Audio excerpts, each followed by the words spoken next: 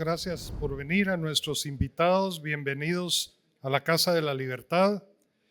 La primera actividad de hoy dentro del contexto de la Semana Jurídica es un conversatorio que tiene enorme relevancia en la historia reciente de Guatemala y se ha denominado la politización de la justicia, fundamentado en el libro del doctor Carlos Sabino, que se denomina la CICIG, experimento o conspiración.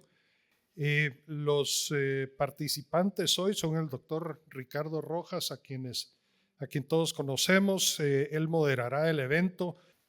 El doctor Milton Estuardo Argueta Pinto, a quienes todos conocemos muy bien, participará exponiendo el contexto de país en la época a que se refiere este evento.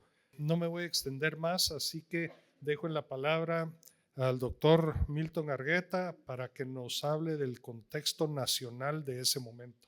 Gracias y bienvenidos. Se consideró prudente al diseñar esta actividad, y esto es una idea del señor decano, de hacer un breve esbozo de la historia que nos lleva hasta este conversatorio. Pues esta historia comienza en 1994, cuando se firma el Acuerdo Global de Derechos Humanos. Ese acuerdo se firma 2 años antes del acuerdo de la firma de los acuerdos de paz y entra en vigor en 1994. Dentro de ese acuerdo de 1994 hay una disposición que la voy a leer textualmente. Dice: para mantener un irrestricto respeto a los derechos humanos no deben existir cuerpos ilegales ni aparatos clandestinos de seguridad. El gobierno de la República reconoce que es su obligación combatir cualquier manifestación de los mismos. Entonces, a raíz de esta disposición contenida en ese tratado, se crea la misión de las Naciones Unidas para Guatemala, que se conoció con el nombre de MINUGUA. Y esa oficina o esa entidad adscrita a las Naciones Unidas está presente en Guatemala hasta el año 2004. Ahí termina su vigencia. Y entonces comienza el cabildeo que lleva a que se firme en el año 2004, o se apruebe, mejor dicho, por parte del Congreso, la creación y el funcionamiento de lo que se denominó en ese instante la Comisión Internacional contra Cuerpos Ilegales y Aparatos Clandestinos de Seguridad, CICIACS. Sin embargo, en ese año, el presidente de la República hace una consulta a la Corte de Constitucionalidad y la Corte de Constitucionalidad evacúa la opinión consultiva y considera que dentro de ese acuerdo del año 2004 hay algunas inconstitucionalidades. Y entonces eso ya no entra en vigor y va a llevar a que el 1 de septiembre del año 2007 se apruebe por el Congreso el funcionamiento de la Comisión Internacional contra la Impunidad en Guatemala, CICIG. Haciendo esta investigación para esta introducción, encontré un artículo del año 2016 publicado en la red, y el autor, quizás no percibiendo la trascendencia que eso tenía, sino que solo lo menciona y se va por otros temas dentro de su artículo, ya hace un llamado de atención al cambio de nombre de la figura. Ya aquello de que era contra los aparatos clandestinos de seguridad y ya no es así, y ahora el nombre le da un espectro muchísimo más amplio, pero a la vez mucho más difuso respecto a cuál es su misión, porque dice que es una unidad autónoma de las Naciones Unidas que trabajará con, digamos, contrapartida en Guatemala con el Ministerio Público, con la finalidad de contrarrestar la impunidad de los actos de corrupción dentro del Estado. Sin embargo, eso va a generar esa amplitud y eso tan difuso de su campo de actuación, como lo vamos a ver hoy, va a generar que se monten casos o se estructuren casos que no tienen que ver o no tenían que ver con la estructura de corrupción dentro del Estado. Y sobre eso va a versar este conversatorio. La CICIG termina el 1 de septiembre del año 2019. Tal vez mencionar que desde el año de 2007, algo que se dijo constantemente en su contra es que su existencia en Guatemala era inconstitucional porque delegaba una función pública, las funciones públicas son indelegables, que es la persecución penal. Y si uno lee los comentarios que hay sobre eso, pues sería un tema jurídico digno de ser explorado, porque sí habla de una cesión parcial de soberanía por parte del Estado. Entonces, un contraargumento recurrente fue ese, ¿verdad? Que era un organismo inconstitucional. Entonces, ese es como que el esbozo histórico. No voy a entrar en mayores detalles de los casos porque eso está ventilado en el libro que va a servir de hilo conductor para esta exposición, y solo tienen entonces ustedes un panorama de que venimos desde 1994 con esto, y hasta el día de hoy, pues como dijo el señor decano, es un tema vigente en el país. Así que agradeciendo al decano su gentileza, dejo entonces en la conducción al doctor Ricardo Rojas. Muchas gracias.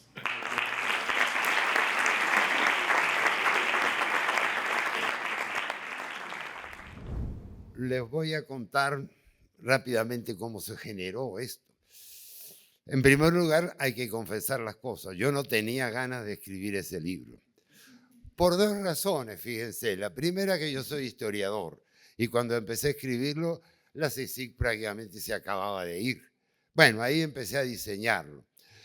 No me gusta eso, y era un tema que de verdad a mí me confunde y me complica.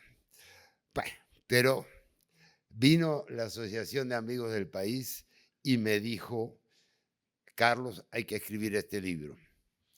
No vino la asociación, vamos a ser metodológicos, individualistas metodológicos. Vino alguna gente muy querida de la asociación que me decían eso. Y yo, por supuesto, les expliqué estos argumentos y me dijeron: no vale. Hay que dejar el registro histórico, ahorita que están frescas las cosas, ahorita que podemos todavía recoger información, lo cual era cierto. Pues a regañadientes me puse a hacerlo y encontré, y ahí me entusiasmé, claro, como investigador. Encontré en primer lugar eso que acaba de decir Milton. En el año 94 prácticamente se fraguó todo esto. ¿Por qué?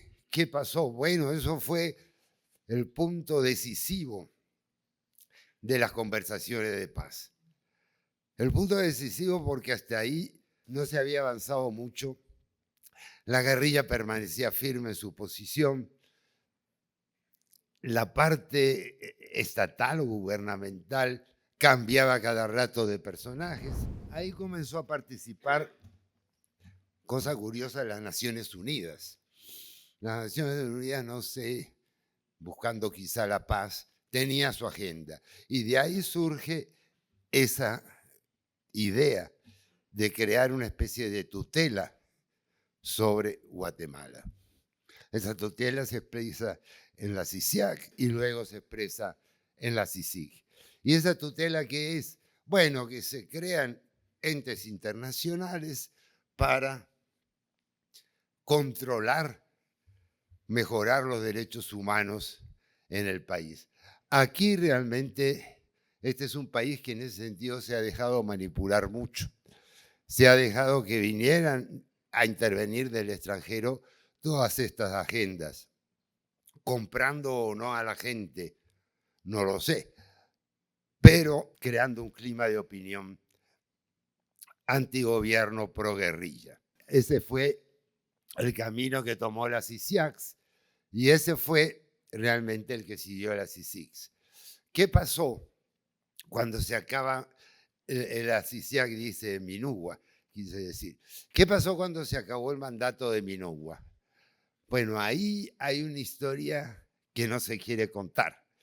Yo hablé con Edgar Gutiérrez, hablé con Eduardo Stein, y le voy a decir qué me dijeron. Pues que ellos no tienen nada que ver, eso me dijeron.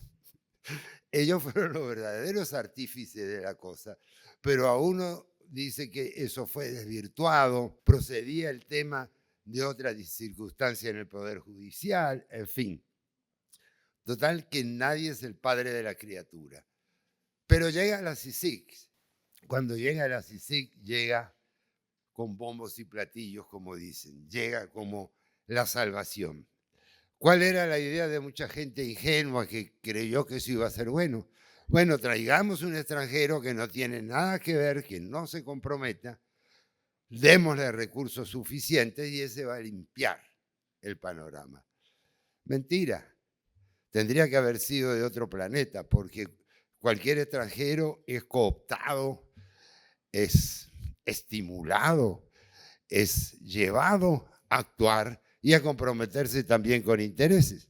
Al contrario, en un ambiente pequeño como es el de Guatemala, donde mucha gente se conoce, es más difícil para un extranjero permanecer neutral que para quienes están vinculados a redes de familiares, de parentescos, sociales, económicas. Pero esa fue la idea. ¿Y qué empezó a hacer don Carlos Castresana, primer comisionado de la CICIG? Bueno, él gozaba de completos poderes, extraterritorialidad. No rendía cuentas ante nadie, salvo ante sus donantes. No rendía cuenta al gobierno, al contrario, vigilaba y controlaba al gobierno. No rendía cuenta a las Naciones Unidas, porque las Naciones Unidas lo había designado, pero no, la CICIG no era un cuerpo de las Naciones Unidas. ¿Qué podía hacer ese hombre? Bueno, al principio no empezó a hacer nada. Esa es la idea que yo tenía, pero mentira. Sí empezó a hacer. Y empezó a hacer lo más importante, que era cambiar la estructura del Poder Judicial de Guatemala para, precisamente como dice este evento, para politizarlo, para tener herramientas con las que juzgar a unas personas u otras. En todo caso, mientras se impacientaba los donantes, ante los que se supone que él rendía cuentas, mientras se impacientaba a los donantes, él decidió intervenir en un caso muy conocido de alto impacto, que es el caso de Rosenberg. Y ahí, que no tenía nada que ver con la impunidad ni con la corrupción. Y ahí descubrió que Rosenberg, como creo yo que fue, se mandó a matar a sí mismo, con la colaboración de alguna gente. ¿Cuál fue la colaboración? Bueno, pues creo yo, no sé, lo corregirás, fue dar un número de teléfono. Y los puso cómplices de una cosa que no fue un crimen. Entonces, aquí estamos acostumbrados a hacer las cosas raras. Cuando mataron al obispo en esta misma época, en el año 98, en abril, cuando mataron al obispo Gerardi, 2 personas o 3 fueron encarceladas como cómplices. ¿Cómplices de quién? Pues no se sabe, no importa, pero son cómplices, facilitaron el asesinato. Aquí pasó más o menos lo mismo. Aquí hubo un suicidio elaborado, complejo. Entonces, yo no sé si en alguna legislación figura que puede ser cómplice de un hecho que no es penal. Pero bueno, así empezó y lo más triste es que la ciudadanía acogió con beneplácito esa acción. ¿Por qué? Porque estaba cansada de tanta corrupción. La corrupción sigue, la CICIG no la cambió. Vinieron otros comisionados y yo tengo un tiempo muy limitado, así que voy a hacer un corte. ¿Y qué descubrí yo? Bueno, analicé los casos eran más de 100 en que intervino la CICIG. Creo que fueron algo más de 500 las personas encarceladas. Y descubrí, para ir sintetizando esto, 2 o 3 cosas que marcaban un patrón de actividad. La primera, para mí esencial, porque sin eso, desde el código de Hammurabi en adelante no hay cambios. Para mí la primera era la presunción de inocencia. No se les consideraba inocente a la gente, se los metía a todos. La segunda era el despliegue de fuerzas que se orquestaba para tomar a personas que no tenían ninguna peligrosidad, no eran mareros, eran simplemente miembros de una junta directiva, personas que estaban asociadas comercialmente, nada en particular. Otra cosa que descubrí es que había una especie de afán por mantener en la cárcel a las personas que estaban acusadas. El afán era negar medidas sustitutivas, apelar constantemente, en fin. Entonces, lo que quedaba era, bueno, y el otro punto, que todo esto iba dirigido contra figuras clave de Guatemala, no contra un sicario, no, sino contra empresarios, presidentes y expresidentes, en fin, toda una gama de gente que pudiéramos llamar la élite del país. Digo élite sin sentido despectivo. La élite existe en todos lados, existía en los partidos comunistas, en los sindicatos, en la economía, en la danza, en donde ustedes quieran. La élite, yo puedo hacer un cuadro, pintar, a mí me gusta a veces hacer eso, pero no me van a pagar mucho por mi cuadro porque no pertenezco a la élite de los pintores. Así que, bueno, acá se trató de descabezar la élite. Miren, ya se me acabó el tiempo y voy a resumir lo que me queda elaborando sobre el título que puse. ¿Experimento o conspiración? Bueno, en primer lugar lo pongo así para no ahuyentar al lector. Sí hubo conspiración. Ahora lo que yo no sé es desde dónde y hasta dónde hubo la conspiración. Porque sí hubo gente honesta que creyó en la CICIG. Amigos míos yo conozco que decían, no se puede ir la CICIG. No se veían realmente los lados negativos. Total que yo creo que sí hubo conspiración para cambiar desde el Poder Judicial la élite gobernante. Un cambio de élite. Miren, casi todas las grandes revoluciones no son más que un cambio de élite. Y aquí se hizo a través del Poder Judicial, que es mucho peor. Porque yo digo, viva la dictadura del proletariado, tú tienes derecho a criticarlo, a oponerte. Pero si tú dices, viva la justicia, ¿qué hacemos? ¿Quién se opone a la justicia? Yo me pongo a la dictadura del proletariado o a la sans-culotte francés, pero contra la justicia no se puede intelectualmente. Entonces, aquí les dejo esta disertación, creo que me pasé un minuto. No importa, puedo seguir un poco más. Bueno, realmente para mí fue un trabajo interesante. Conté con una ventaja, la CICIG había posteado todo en internet, casi todo lo que hizo. Eso por un lado. Solo un libro habían escrito y por otro lado la prensa daba amplia difusión a todo esto. Y ahí está el último problema que me había olvidado de mencionar cuando hablé de las características.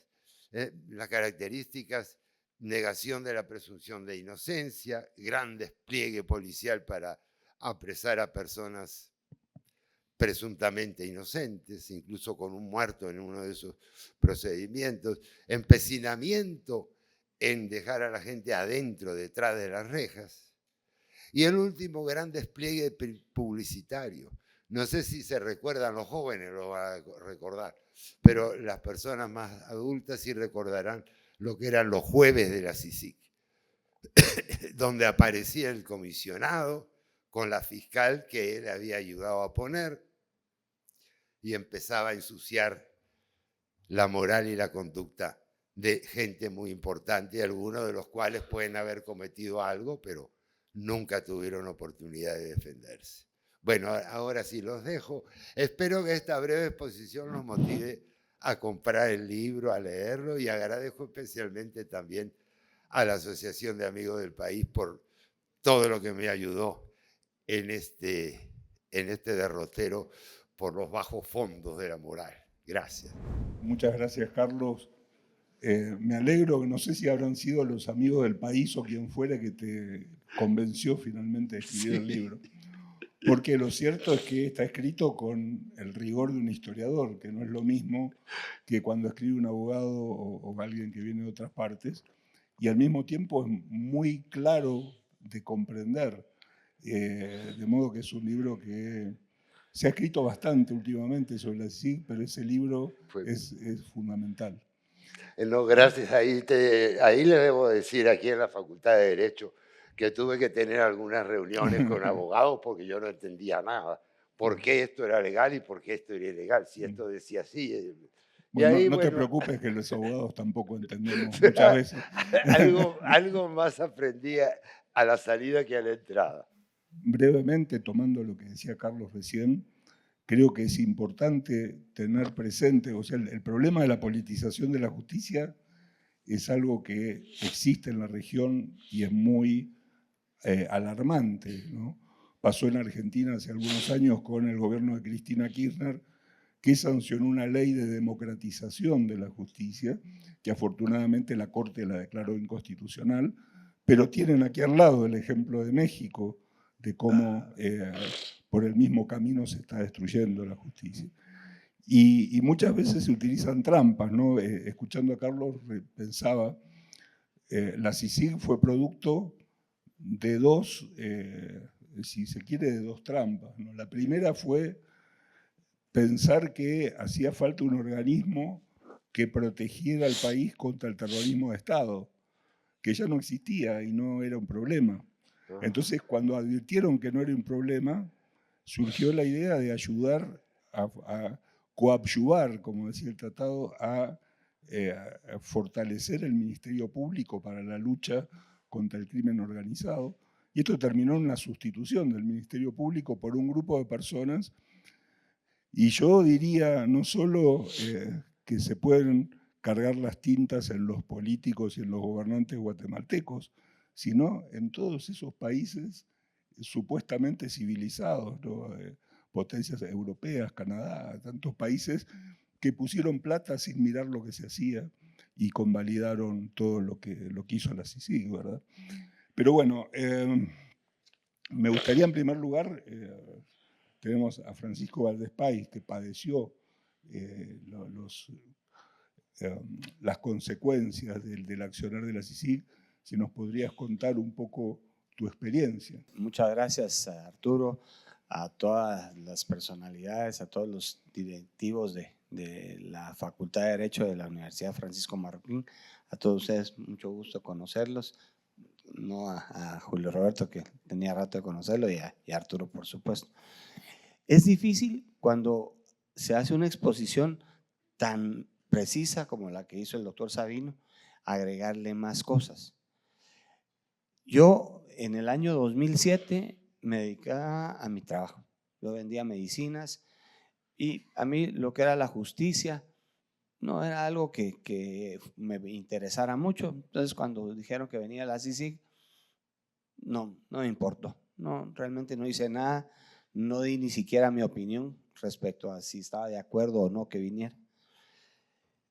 Y estoy de acuerdo con el doctor Sabino que Castresana vino. Quiero hacer una aclaración antes. El caso de nosotros es el único que llevó la CICIG, en donde participaron los 3 comisionados que hubo.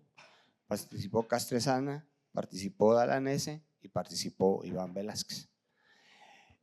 Y entonces yo veía que había una entidad ahí que se llamaba CICIG y me hablaban a mí y que quedaba donde yo pasaba, que era en mi época de estudiante y de adolescente, el mismo lugar donde era la sede de los Marines en Guatemala.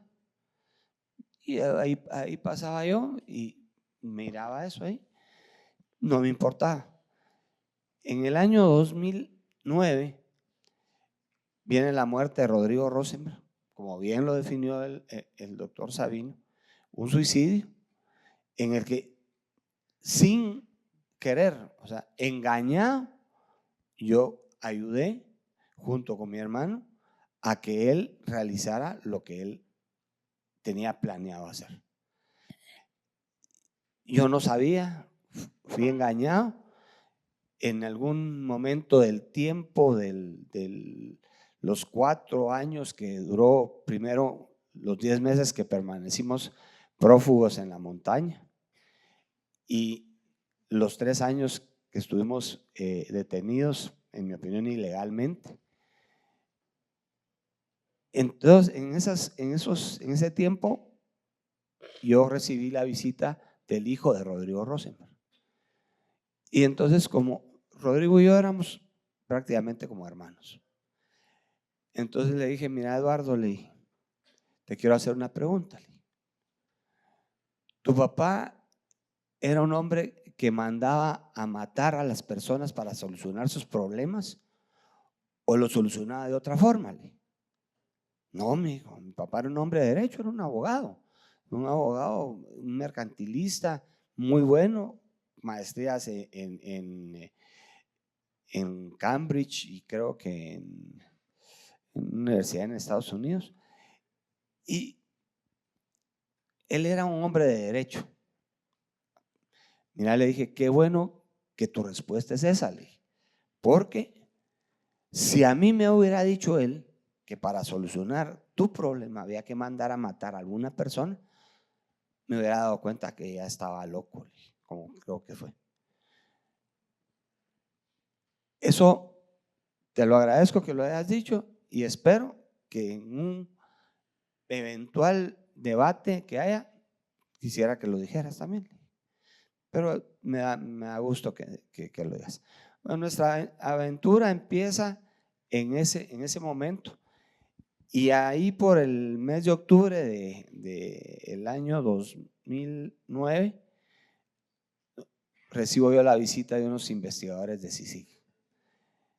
Con aquella prepotencia, era un colombiano y me trataron en mi oficina como yo nunca en mi vida lo había visto, nada más que en las películas. Entonces yo ahí me pongo alerta y empiezo a buscar qué debo de hacer. Un abogado amigo,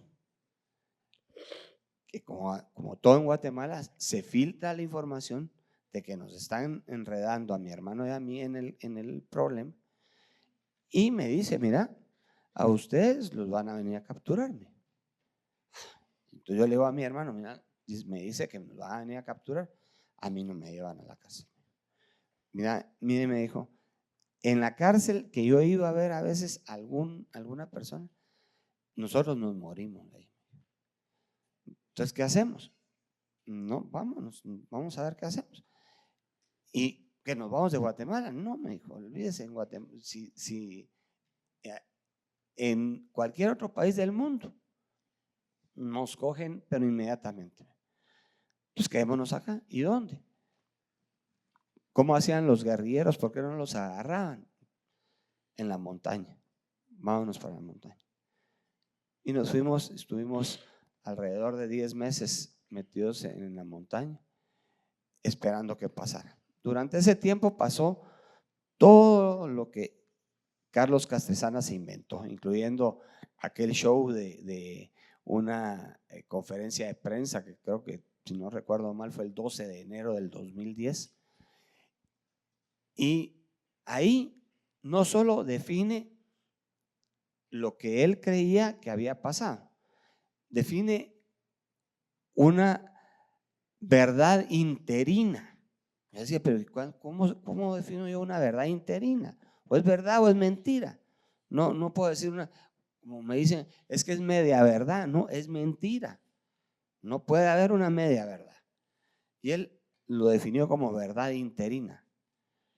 Entonces, yo decía, pero también dice que Rodrigo Rosenberg se mandó a matar, pero al final él se había comprometido con la familia de Rodrigo Rosenberg a decir que Rodrigo Rosenberg era un hombre honorable. Pero durante toda la conferencia de prensa lo define como un criminal y de último lo define como un hombre honorable. Entonces, para mí era una cosa espantosa. Pasamos esos 10 meses en unas situaciones terribles Y pues aquí está mi familia, que también lo sufrió aquí porque sufrieron la misma persecución. Y al final llegamos a un arreglo. Y por ese arreglo que llegamos con él, porque no nos pudo agarrar, porque él creyó que como éramos gente que veníamos de una familia, pues que yo no soy millonario, pero soy una persona que nunca me faltó nada. Pasé por estas aulas, estudié en buenos lugares, mi familia me dio lo que yo necesitaba, pero no era un criminal, no estaba acostumbrado a ciertas cosas. Y entonces yo no podía ir a la prisión, a donde estaban detenidos las personas que mataron a mi papá, las personas que secuestraron a mi hermano, que secuestraron a mi tía. Y entonces nosotros le dijimos, no, nosotros no podemos ir a esa cárcel. Si nos quiere encarcelar para llevar el proceso, denos una alternativa. Y se hizo un arreglo que consistía en varios puntos, pero uno de ellos era la instalación de cárceles para civiles en bases militares. Ese acuerdo lo publica el gobierno más o menos unos 5 días antes que nosotros nos entregáramos. Y esa es la prueba grande. El primer preso de Matamoros, el número 1, si lo van a revisar el libro, soy yo. El número 2 es mi hermano. Después nos trasladaron a la cárcel de Mariscal Zavala. El número 1 soy yo. El número 2, mi hermano Estuardo. Y ahí pasamos 3 años.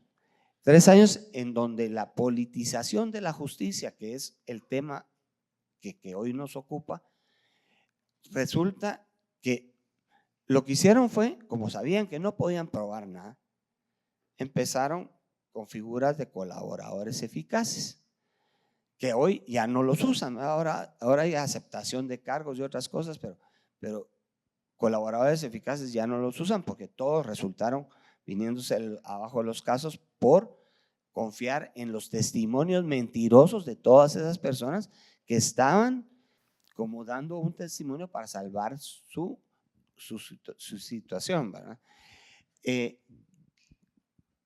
En Argentina creo que esa figura se llama arrepentido, porque el arrepentido da su información porque se arrepintió de lo que hizo, pero se arrepintió de lo que hizo, de algo que hizo que fue sencillo, no era el criminal, no fue el que ejecutó lo que pasó. Pues estas personas se dedicaron a mantenernos presos. Otra cosa que definió el doctor Sabino, a mantenernos presos durante todo ese año, a atrasar el proceso. No llegaban a las audiencias porque así atrasaban más el proceso. Y finalmente nosotros logramos salir con un amparo que nos negaba, o sea, lo que nos estaba haciendo era negarnos la justicia, porque nos tenían presos 3 años y no avanzaba el caso. Fue una cosa espantosa.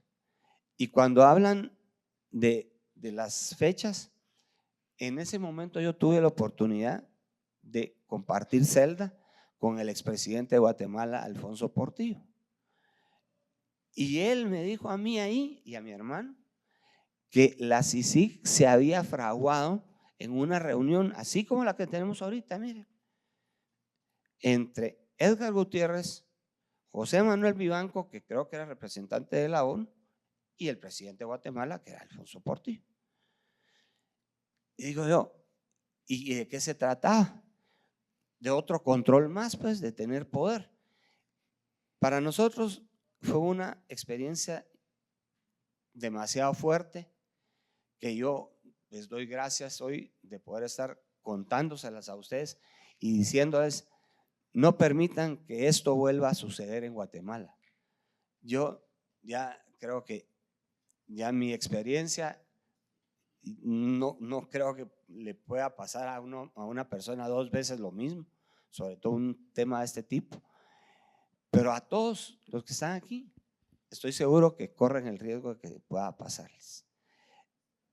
Es ese engendro, ese esa conspiración que hicieron, no puede pasar, porque lo que hicieron fue venirse de la montaña, de donde estaban quitando el enfrentamiento con armas, se vinieron a los tribunales de justicia a seguir con ese enfrentamiento ideológico, político, no de justicia.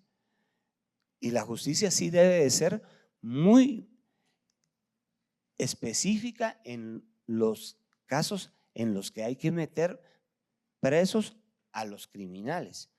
En la misma conferencia de prensa que Carlos Castresana dio para inculparnos a nosotros, dijo: esta banda de sicarios nosotros los estábamos escuchando, iban a matar a un alcalde, iban a secuestrar a un coreano, y nosotros hacíamos algo para que no sucediera.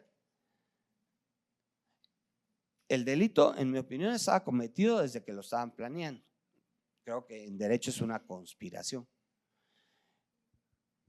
Pero nunca los procesaron por eso, porque lo que querían era que ellos les dijeran que éramos nosotros los que habíamos sido los responsables, o sea, Estuardo, mi hermano y yo. Fue una experiencia horrible y lamentablemente yo estoy aquí contándoselos, pero mi hermano no soportó. Mi hermano falleció unos días antes, un mes antes que la Corte de Constitucionalidad concluyera con el proceso. En la misa del mes de mi hermano, yo me acerqué a Alejandra, a su esposa y a sus hijas, y le dije: ya salió el amparo y ganamos. Lástima que ella no lo pudo ver, me dijo. Esa es la historia que nos tocó vivir, durísimo, que no se la deseo a nadie, pero sí creo que debemos de luchar porque esto no se vuelva a repetir en Guatemala. Y creo que este es uno de los objetivos de este evento. Así que los felicito por estar en esto y les agradezco mucho haberme escuchado.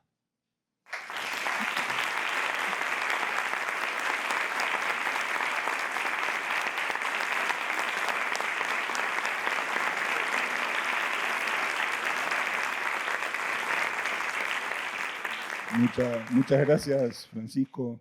Realmente terriblemente valiosa el testimonio en primera persona, ¿verdad? Eso es insustituible.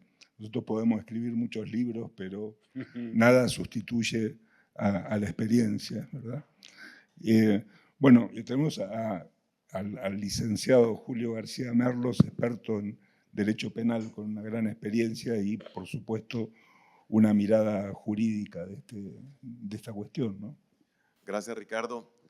Es un gusto estar acá en lo que considero mi casa, entre muchos amigos y profesionales, profesores, compañeros, y ahora con esta nueva juventud. Y tengo necesariamente que hacer un recorrido contextual porque la mayoría de los alumnos acá no van a comprender si simplemente me voy a las violaciones y garantías constitucionales que sucedieron en esta época.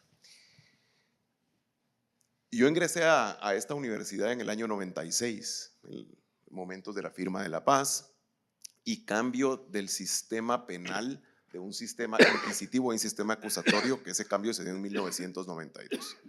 Esto lo vivimos aquí. Allá veo a Guillermo y ustedes también pueden ver como alumnos y a Fausto, también para que no digan que solo compañeros, alumnos de esa época. Y lo cuento porque ustedes todavía pueden ver los resabios de ese cambio aquí. Y ahora se quiere normalizar, probablemente, o se quiso normalizar actuaciones o principios jurídicos que trajo e importó CICIG que no son correctos. Acá tenemos la sala de vistas, por ejemplo. Ese es algo físico que ustedes pueden ver de ese cambio que se dio en los 90s en Guatemala, de pasar de un sistema inquisitivo a un sistema acusatorio. Y rápidamente explico para los alumnos esa gran diferencia. Un sistema inquisitivo estuvo operante por muchos siglos en Europa, en muchos otros países de Latinoamérica, de África. Tú sabrás mucho más que yo del sistema inquisitivo y usted de la historia, pero fueron siglos de un sistema inquisitivo que es secreto, que investiga a una persona y lo pone como un target, como un objetivo, y dice: yo lo voy a acusar a él de hereje y después voy a ver cómo lo pruebo, o de comunista, o de liberal, o de católico, o de judío. El ataque en un sistema inquisitivo es a una persona por su posición, por su cultura, por su forma de pensar. Y lo tengo que explicar porque eso fue lo que pasó en Guatemala después. Entonces, veníamos nosotros transitando en los años 90 hacia un sistema acusatorio con garantías procesales, con derecho a presunción de inocencia, en donde se introduce un código procesal penal en el que básicamente es el que nos rige para los alumnos que están acá, y que se divide en 3 etapas: una etapa de investigación, una etapa intermedia y una etapa que en Guatemala se llama debate oral y público. Esa fase es la que es pública. ¿Qué sucede con CICIG? Pues en el momento que se empieza a implementar en Guatemala y se empieza a entender el sistema acusatorio, todos los operadores de justicia venían de un sistema inquisitivo, entonces era muy difícil que entendieran ese cambio, porque antes todo era escrito, el juez estaba metido en su escritorio, en su sala, nadie le podía hablar, él se sentía todopoderoso porque firmando no tenía que rendir cuentas. Y en la medida que se empieza a implementar un sistema inquisitivo y se empieza a entender conceptos como examen y contraexamen de testigos, la publicidad del juicio, viene CICIG y el primer comisionado es Carlos Castresana, que es el caso que inicia en contra de los Valdés, que viene de un sistema completamente inquisitivo en donde el juez es el que investiga, y viene con un equipo de otros abogados de todas partes del mundo. Venían de Argentina, de Uruguay, de Colombia, investigadores de Estados Unidos, a implementar un collage de principios jurídicos que cada uno aplicaba en su país, siempre y cuando para perseguir a una persona. Entonces, ese es un origen del cómo se desvirtúa todo el proceso penal, porque ellos no tenían ningún interés en implementar un sistema acusatorio con garantías en donde pues, se permitiera a las personas tener un contradictorio y que la verdad saliera a la luz. Eso no había ningún interés de eso, sino había un interés de perseguir. Entonces, quisiera, ya habiendo descrito los 2 sistemas, referirme a la estrategia y las tácticas que usó CICIG, y se mencionan en el libro algunas cosas, pero voy a explicar mi teoría de por qué. Y mencionaron ambos algunos temas. En primer lugar, los acuerdos tenían una vigencia de 2 años. Entonces, cuando dice Francisco, ellos querían atrasar los procesos, realmente lo que querían hacer era que no tenían tiempo, porque los procesos tenían que resolverse o rendir resultados antes del plazo de esos 2 años. No sabían si se iba a prorrogar o no. Entonces lo que querían hacer era, la prisión preventiva sí fue una regla. ¿Por qué fue una regla? Porque si una persona estaba en prisión preventiva era mucho más fácil obtener una colaboración eficaz para poder salir o resolver el problema. Entonces, querían atrasar el caso cuando la persona estaba presa, obviamente, porque la persona detenida en prisión tenía la necesidad o la desesperación por salir, y entonces buscaban retrasar el proceso si estabas en esa condición. Si la persona estaba con medida sustitutiva, obviamente no era el mismo interés. Entonces, ellos hicieron una táctica que no puede volverse a repetir. Primero, tenían una campaña mediática, que los casos muchas veces los sacaban antes en periódicos con investigaciones para estigmatizar a las personas y al sindicato. Entonces era una campaña muy bien planificada. Luego de eso salían con una conferencia de prensa antes de la audiencia de primera declaración, a veces antes de las capturas o en el momento en el que se daban las capturas, pero siempre antes de la audiencia de primera declaración. Y vean los nombres de los casos, porque esto fue una estrategia muy sofisticada y Esta práctica sigue en Guatemala, por eso es importante decirlo, el por qué, no solo quién lo hizo, para que esto no siga. Vean los casos, los nombres de los casos. Se llaman, por ejemplo, negociantes de la salud. Vamos a ver algunos de ellos. Corrupción en Quetzaltenango, construcción y corrupción, manipulación de justicia. Los casos no se identificaban con números de expediente o no se identificaban como en algunos países, el pueblo de Guatemala en contra de Juan Pérez. No, se identificaban con eslogans que desde el principio ya habían causado un prejuicio sobre la persona y las personas. En una conferencia de prensa en donde se presentaban, sin mayor investigación muchas veces, ¿verdad? Un cuadro donde se hacían unos vínculos y decían, esta es una estructura, esta es una asociación ilícita. Y el público, la ciudadanía, pues viendo esa presentación formal y muy bien explicada, ya había condenado públicamente. ¿Qué se lograba con eso? Comprometer a los jueces y a los operadores de justicia en que ellos son malos, son delincuentes. Ose usted a dejarlos libres. Y entonces los jueces que dictaron medidas sustitutivas o que no accedían a todas las peticiones exactas como lo hacía CICIG, eran estigmatizados y acusados. Ellos eran vilipendiados públicamente con informes. Eso lo menciono porque no está en el libro, pero seguramente lo podemos discutir. Con la ayuda de ONGs de un pensamiento de izquierda. Y muchos fueron los golpeados. Tengo al doctor Milton Argueta frente, a quien tengo desde 1996 de conocerlo. Fui su primer representante estudiantil cuando él llegó de decano, y en una participación en la que yo decidí, hablándole a los alumnos, diciendo tenemos que ser parte del cambio, involucrarnos, voy a participar en unas elecciones gremiales al Colegio de Abogados para el Tribunal de Honor. Y sale un reporte financiado por muchas ONGs de izquierda, en donde dicen redes de poder, y el decano Milton Argueta es influyente del sector empresarial en las comisiones de postulación. Y yo cuando lo veo me consta y lo puedo decir, no había ninguna relación entre las personas que ellos decían, que yo también los conozco, son colegas, amigos que habían participado también, y el doctor Argueta o la universidad.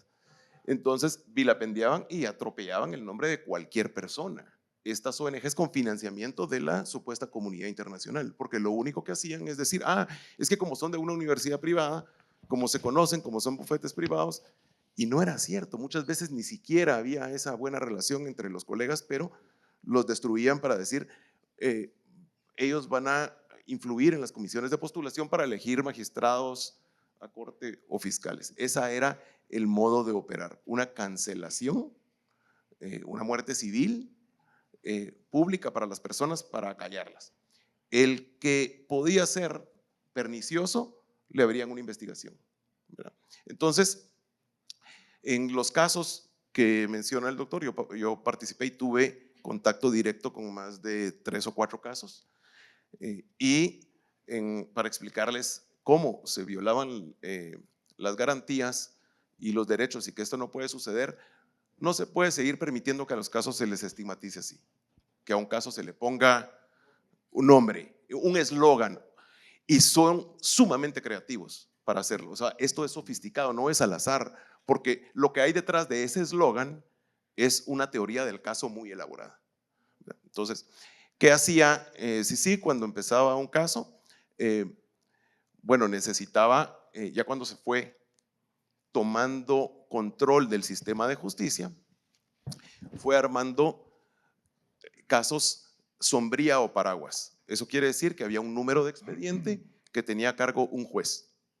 Y yo lo viví en un caso en que dentro de ese caso, que es el caso construcción y corrupción, ese después se le llamó, digamos, el megacaso porque tenía ahí 5 o 6 casos.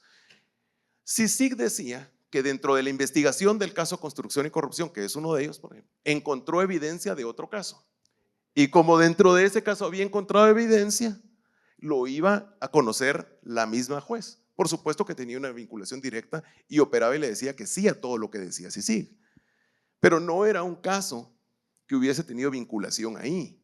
Yo leí probablemente más de 20,000 folios y no encontré dónde hubiese nacido ese caso dentro del caso Construcción y Corrupción. Lo que sucedía en esa época es que era tanta la presión de CICIG, mediática, política y judicial, que incluso muchas personas, surgieron abogados ligados a CICIG que les llevaban los casos y a la gente y ofrecían que les solucionaban los casos y les decían, miren, llegaba un cliente con estos abogados, tengo un problema, probablemente no sé si esto es legal o ilegal, pero tengo miedo que CICIG me procese. Estos abogados los llevaban con CICIG, con toda la prueba, le cobraban al cliente y le entregaban toda la evidencia a CICIG. CICIG no investigó muchos de esos casos. Los mismos abogados les llevaron la prueba y le cobraron al cliente por solucionarle, pero era una solución de aceptación de cargos o de colaboración eficaz o de una solución en donde no iba a haber cárcel a cambio de entregar supuesta evidencia para procesar a otros. Esa era la prisa que tenía CICIG, porque ellos vivían con prisa porque tenían que tomar el control siempre de elecciones. Elección de fiscal general, elección de magistrados, elección de presidencia. Entonces siempre necesitaban de estas informaciones y estos casos. En esa medida llegaba el caso entonces y decían que había surgido evidencia dentro de un caso y lo conocía solo una juez. Y empezaba, yo les hablé de 3 etapas. La etapa de investigación, muchas veces, como digo, en estos casos ya no se dio etapa de investigación porque ya incluso algunas personas llevaban las supuestas investigaciones hechas. Y empezaba la audiencia de primera declaración. La audiencia de primera declaración, ustedes no lo habrán vivido, algunos aquí sí, se volvieron un reality show. Eso quiere decir que el juez se presentaba, así como estoy acá frente a las cámaras, y no le hablaba al sindicato ni a las partes, le hablaba a las cámaras, le hablaba al pueblo de Guatemala porque se transmitían en vivo. Eso no puede volver a pasar, que es lo que dice Francisco y el doctor Sabino. No puede volver a pasar porque se desnaturalizó, se volvió un concurso de popularidad del juez. El juez se volvió una celebridad porque estaba acusando a personas que había demonizado y a las CICIG. Entonces era para el juez, los fiscales, era una plataforma enorme. No podía quedar mal con la ciudadanía, aunque quisiera. Las garantías no podía si se estaba transmitiendo en vivo. Esas audiencias en países desarrollados de sistemas acusatorios pueden durar minutos. Vamos a ver la evidencia, lo envío a juicio y no tiene que fundamentar mucho porque lo único que está haciendo es mandando a juicio, que se discute en juicio. Estas audiencias en Guatemala duraban días y eran públicas. Esas audiencias, en mi opinión, deben ser, y sobre todo viendo esta desnaturalización, deben ser reservadas. Ustedes han visto en Estados Unidos muchas de estas audiencias no dejan entrar cámaras, dejan entrar personas que pueden hacer dibujos o diagramas para precisamente evitar, porque ahí está bien claro, evitar el estigma y el prejuicio. Ya para este momento, en la etapa intermedia, tenían el juez que querían, tenían cancelada a la persona públicamente y tenían a la opinión pública, a los medios a su favor. Entonces, de esta forma se fue desnaturalizando el proceso, creando los juzgados de mayor riesgo, que son los que ellos generalmente conocían de estos casos y tenían a su cargo expedientes larguísimos en donde tenían causas completamente no relacionadas. Uno de abogado pedía copia de un expediente y le decían, mire, la parte del expediente que a usted le compete es esta, se la voy a dar. La otra no le interesa, no se la voy a dar, para que ese es de otro caso. Era un desorden muy grande y está clarísimo que estos jueces respondían a una agenda. Nunca vi a un juez de garantías, y eso incluso sucede hoy en día, ¿verdad? Que un juez de garantías pueda exigirle estándares y parámetros, y por eso es que no debe volver a repetirse y debemos seguir hablando de esto, porque la cultura que se instauró en esa época de CICIG ahora quedó tomada y mucha gente aprendió y grupos de poder, así se abusa del poder y eso se mantiene. Ahora el problema es que cambia de manos a uno u otro, pero el sistema quedó destruido, distorsionado, porque los juicios siguen algunos teniendo estos nombres, algunos jueces siguen abriendo las puertas a la publicidad y a la estigmatización. Entonces, este tema da para discutir muchísimo y me sumo creo que el mensaje de que la politización de la justicia no era aceptable en ese momento, no es aceptable hoy. Tenemos que reconocerlo, estudiarlo y que esto se corrija. Muchas gracias.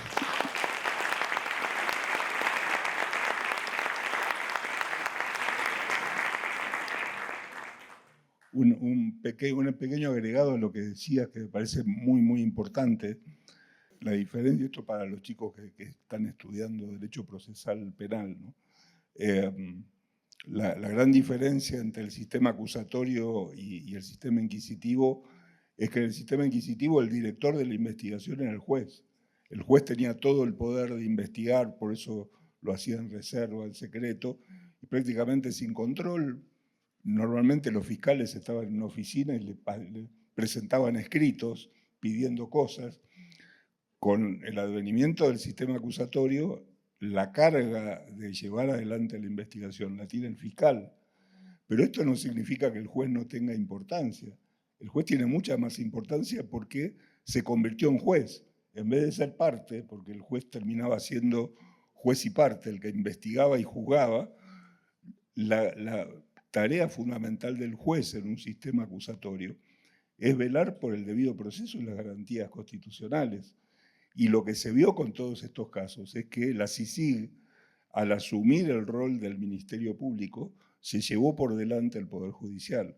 Es decir, los jueces terminaron, por los motivos que cada juez haya tenido, avasallados por el poder de la CICIG, y en lugar de ser de tener la función fundamental que tienen los jueces de poner los límites, de decir, usted no puede avanzar por aquí, esto que hizo viola una garantía constitucional, esto viola el debido proceso, se sumaron al circo y se convirtieron, no sé, un poco irrespetuoso, pero bueno, soy argentino, se convirtieron un poco en los payasos del circo y dejaron que todo siguiera, ¿verdad?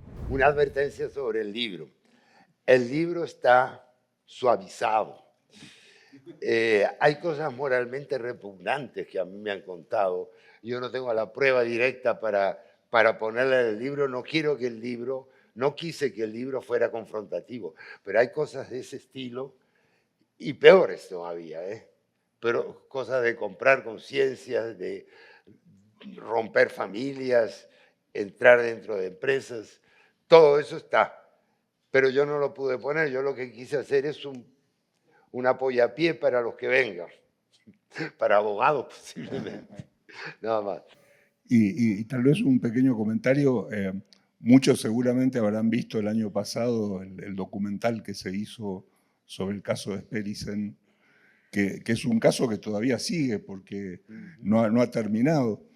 Y la importancia que tiene para mí ese documental, y están haciendo otro sobre otro caso que tuvo la CICIG, es que lo que muestra es que la politización del derecho no perjudica solo a países supuestamente con malas instituciones, sino que ha perjudicado a Suiza. O sea, uno pensaba, siempre tuvo la idea de que la justicia suiza era una de las mejores del mundo, y la fama de los jueces suizos era impresionante.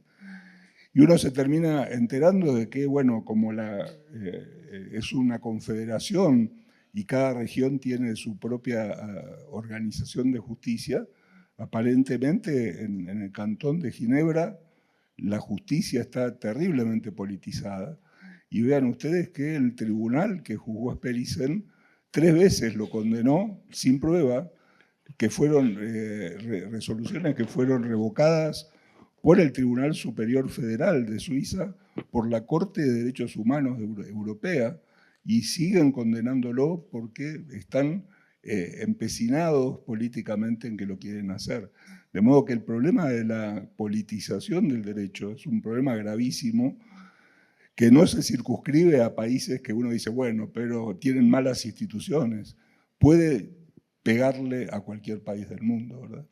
Yo, perdón, quiero agregar algo más, porque el tema me me llega. Miren, tenemos lamentablemente la idea de lo que viene de esa comunidad internacional, de Francia, Estados Unidos, Suiza, etcétera, como los modelos. Yo en mi último libro ataco esa idea. Ellos se llaman democracias liberales, no son ni democracias y mucho menos liberales. Es decir, es una observación sociopolítica para los estudiantes sobre todo. No confíen que algo porque venga de Inglaterra es el common law que había en 1600. No, ahora Inglaterra es socialista, sencillamente, y todavía no es musulmana, pero en un par de años.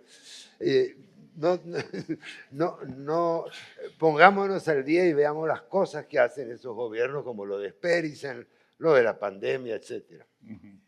A mí, si me permiten, Sí. me gustaría agregar que hoy día es muy común hablar de corrupción y percibimos la corrupción como que yo doy dinero a cambio de algo. Pero esto que hizo la CICIG es corrupción porque es arruinar, es corromper, es arruinar todo. Seguro. No necesariamente es a cambio de dinero, es a cambio de otra cosa. Y en estos casos, sobre todo en los colaboradores eficaces, negociaban la libertad, que es todavía más valioso que el dinero. Así que si quieren hablar de corrupción, empecemos por CICIG. Muy bien.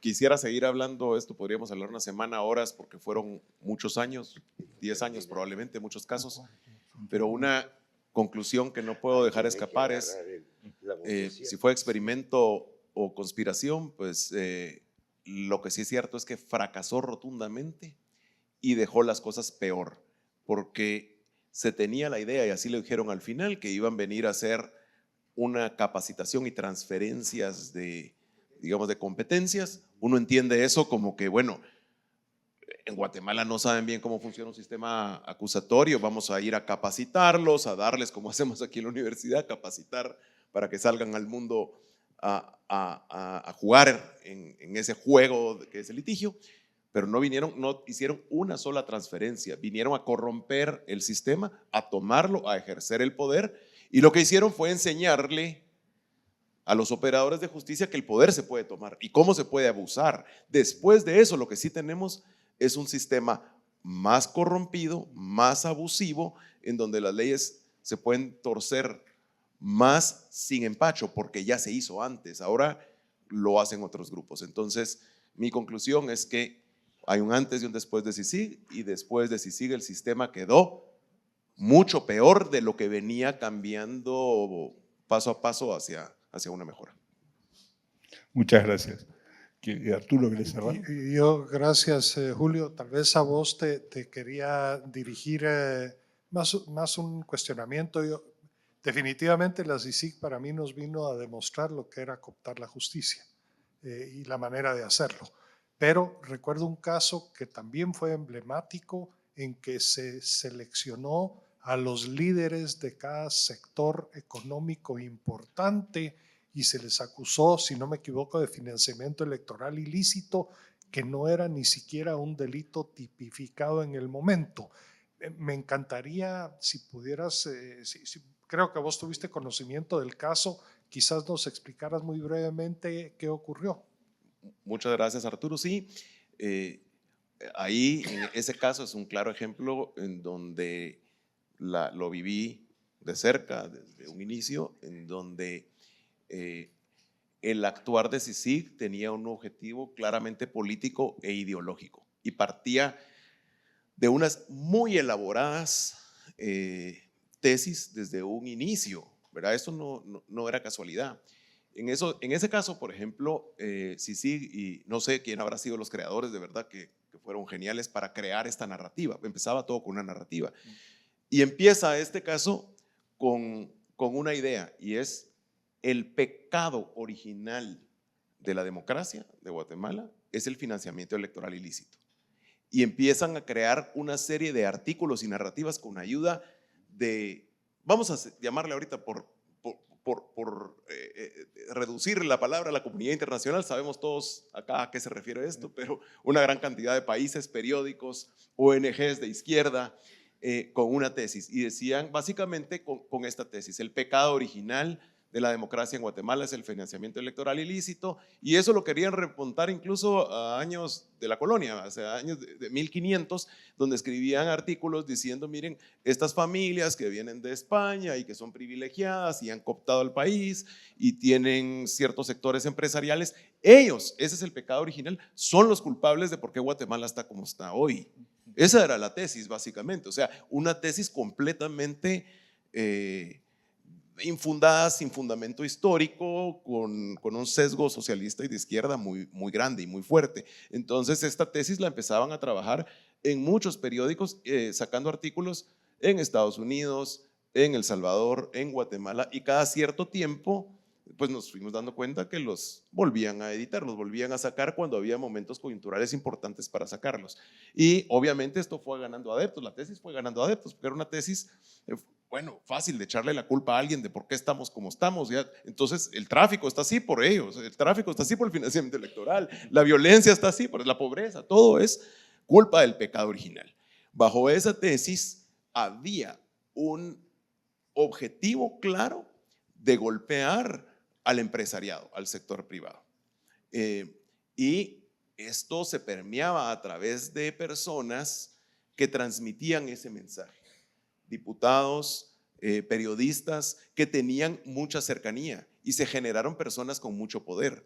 Si había un periodista que tenía contacto con CICIG, esa persona tenía mucho poder, porque se pasaban información. Ese periodista sacaba antes la noticia. Y ese periodista era intocable por sí, obviamente, podía hacer y decir lo que fuera, porque iba a ser intocable. Y ese periodista, por ejemplo, se volvía en comunicador trasladando mensajes. Y eso nos lleva a lo que decía Francisco. Sí hubo corrupción y sí habían acuerdos, que yo lo critiqué mucho, pero no eran acuerdos legales, ni éticos, ni morales, ni con el fin de cumplirse. Porque no era un acuerdo como en Estados Unidos, por ejemplo, hay un plea bargain. En Estados Unidos uno puede llegar a un acuerdo con el fiscal y uno lo firma y lo pone por escrito, y eso es el acuerdo y se va a cumplir. Aquí no. A ustedes entiendo que no les cumplieron el acuerdo porque era corrupto. ¿Cómo van a llegar a un acuerdo que es bajo la mesa y a través de algún amigo que le habló a alguien de la CICIG, de un periodista? Porque surgieron estas personas de poder que supuestamente tenían contacto con CICIG. Eso sucedió. Yo lo viví, Francisco está acá para atestiguar que eso pasó. Entonces se dio esa corrupción. En ese orden, pues entonces generó el tema, que solo voy a acelerar porque da para mucho este tema, que tenía que atacarse a estas familias, a estos grupos empresariales, porque tenían, y eso me lo dijo a mí un periodista, tenían una deuda histórica. O sea que por la supuesta tesis de hechos que algunos parientes supuestamente habían cometido en época incluso de la colonia, este apellido tenía que salir vilipendiado y tenía que ser humillado. O sea, no era perseguido políticamente, tenía que ser humillado, tenía que arrodillarse y pedir perdón. Y entonces, a raíz de ese fundamento, digamos, de objetivo de por qué perseguir a alguien penalmente, se abrieron casos que no tenían prueba. En el caso de financiamiento electoral ilícito, el mismo Iván Velázquez y la misma CICIG, en un informe de julio 2015, dice que la legislación no es suficiente para acusar a los donantes de financiamiento electoral ilícito, que hay que cambiar la ley. O sea, ellos mismos dicen que no se puede, que no hay delito por dar aportaciones porque no está regulado. Los mismos financistas lo decían, hicimos donaciones porque no era delito. Y después él, con esa tipología que no era delito, monta un caso. Muchas gracias, Julio. Yo quiero agradecer, terminamos el tiempo ya, tema interesantísimo que da para muchísimo más. Cada uno de los aspectos que se tocaron puede entrar en un debate mucho más largo que este, pero creo que es muy interesante, especialmente para nuestros estudiantes, tener alguna idea de qué fue lo que ocurrió. Así que mil gracias por su participación. Muchísimas gracias a la Asociación de Amigos del País por la propuesta de este evento.